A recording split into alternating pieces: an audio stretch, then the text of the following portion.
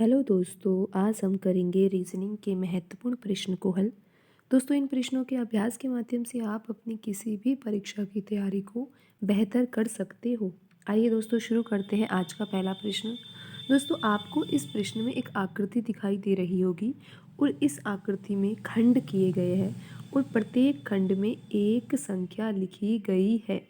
और दोस्तों, आप यहाँ पर ये भी देख पा रहे होंगे कि इस खंड में प्रश्न चिन्ह बना हुआ है और हमें यहाँ पर ये पता लगाना है कि इस प्रश्न चिन्ह के स्थान पर कौन सी संख्या आएगी दिए गए ऑप्शन में से।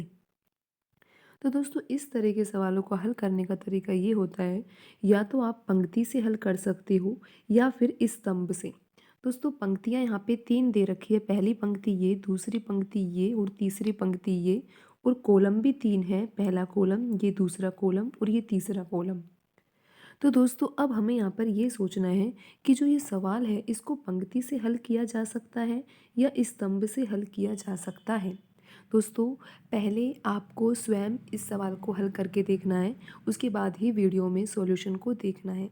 क्योंकि दोस्तों, आप रीजनिंग का अभ्यास कर रहे हो तो पहले आपको इस सवाल को हल करने का प्रयास करना चाहिए। दोस्तों, आप जिस तरीके से सवाल हल करते हो अच्छी बात है, लेकिन आपको यहाँ पर जिस तरीके से सवाल समझाया जा रहा है आपको वो पैटर्न देखना भी ज़रूरी है। क्योंकि रीजनिंग के जो प्रश्न हैं, अगर उसमें हमें ये पता लग जाता है कौन सा पैटर्न लग रहा है तो सवाल तो बिल्कुल आसान तरीके से किया जा सकता है। तो दोस्तों, यहाँ पर हम ये समझते हैं कि यहाँ पर जो पैटर्न लग रहा है वो पंक्ति में लग रहा है या स्तंभ में लग रहा है। तो दोस्तों, इस सवाल को हम पंक्ति से हल करेंगे। और दोस्तों, आप यहाँ पर देख पा रहे होंगे कि पंक्ति में 3 संख्या लिखी हुई है, 7, 10, 15। तो हम ये सोचेंगे कि इन तीनों संख्याओं में कैसा संबंध है, इन तीनों संख्याओं में कैसा संबंध है। तो दोस्तों, यहाँ पर तो हम केवल आपको सॉल्यूशन बता रहे हैं, लेकिन आप स्वयं इस प्रश्न को हल करने का प्रयास ज़रूर कीजिए। दोस्तों, यहाँ पर आपको क्या करना चाहिए, यहाँ पर जो 3 संख्याएं लिखी हुई है इन तीनों संख्याओं को,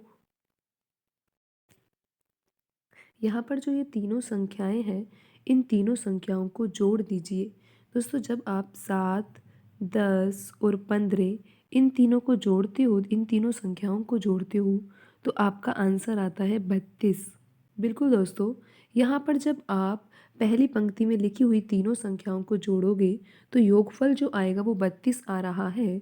तो दोस्तों, अब आप ये देखिए कि जो यहाँ पर दूसरी पंक्ति है उसमें भी 3 संख्याएं लिखी हुई है, तो क्या उन तीनों संख्याओं का योगफल भी 32 आ रहा है? बिल्कुल दोस्तों, जब आप 14 और 18 को जोड़ोगे तो आपका आंसर 32 ही आएगा।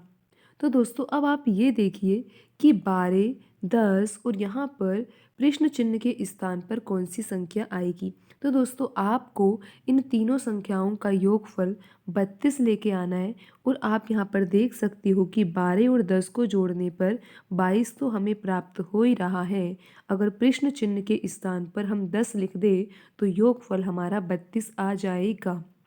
और दोस्तों, आप देख सकते हो यहाँ पर जो ऑप्शन डी है उसमें 10 ही लिखा हुआ है। तो दोस्तों, यहाँ पर प्रश्न चिन्ह के स्थान पर 10 ही आएगा और ऑप्शन डी आपका सही उत्तर होगा। तो दोस्तों, आज की वीडियो में इतना ही। मिलते हैं अगली वीडियो में नए सवालों के साथ। धन्यवाद दोस्तों।